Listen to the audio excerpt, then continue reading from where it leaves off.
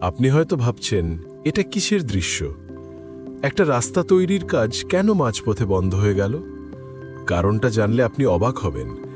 Iceland পৃথিবীর অন্যতম সুন্দর ও রহস্যময় দেশ, কিন্তু এই আধুনিক দেশে আজও লাখ লাখ মানুষ এমন এক সম্প্রদায় বিশ্বাস করে যাদের আপনি চোখে দেখতে পাবেন না। তারা হল হুলদুফোক বা গুপ্ত মানুষ। স্থানীয়রা বিশ্বাস করে এই পাথরগুলো তাদের বাড়ি, আর তাদের বিরক্ত করার সাহস কোনো আইসল্যান্ডবাসী বা সরকারও করে না। এটাই আইসল্যান্ডের গোপন ইতিহাস। আইসল্যান্ডের কেউ এদের এলফ বলে না, বলে হুলদুফোক বা গুপ্ত মানুষ।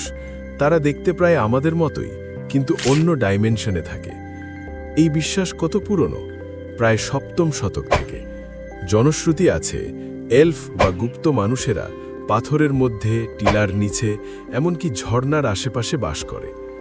এমনকি সরকারের পক্ষ থেকে বেশ কয়েকবার সার্ভে করেও দেখা গেছে যে প্রায় অর্ধেকেরও বেশি আইসল্যান্ডীয় হয় এলফে বিশ্বাস করে, নয়তো এই সম্ভাবনাকে উড়িয়ে দিতে চায় না।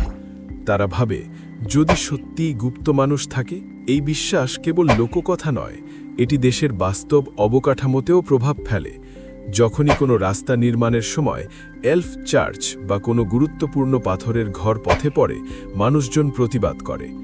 কখনো কখনো সরকার মামলায় হেরে গিয়ে পরিকল্পনা পরিবর্তন করতে বাধ্য হয়, আর কখনো বা প্রকৌশলীরা স্বেচ্ছায় বিশ্বাসীদের কথা মেনে নেন। আইসল্যান্ডীয়রা মনে করে গুপ্ত মানুষদের রাগানো বিপজ্জনক।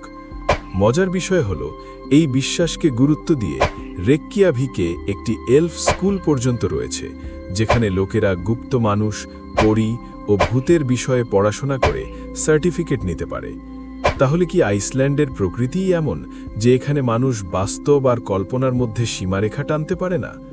হয়তো এই কঠোর নিঃসঙ্গ প্রকৃতি জন্ম দিয়েছে এই অপূর্ব লোককথাগুলির। আপনার কি মনে হয়, সত্যিই কি আইসল্যান্ডে গুপ্ত মানুষেরা লুকিয়ে আছে? কমেন্টে আপনার মতামত জানান। ভিডিওটি ভালো লাগলে লাইক করুন ও চ্যানেলটি সাবস্ক্রাইব করুন।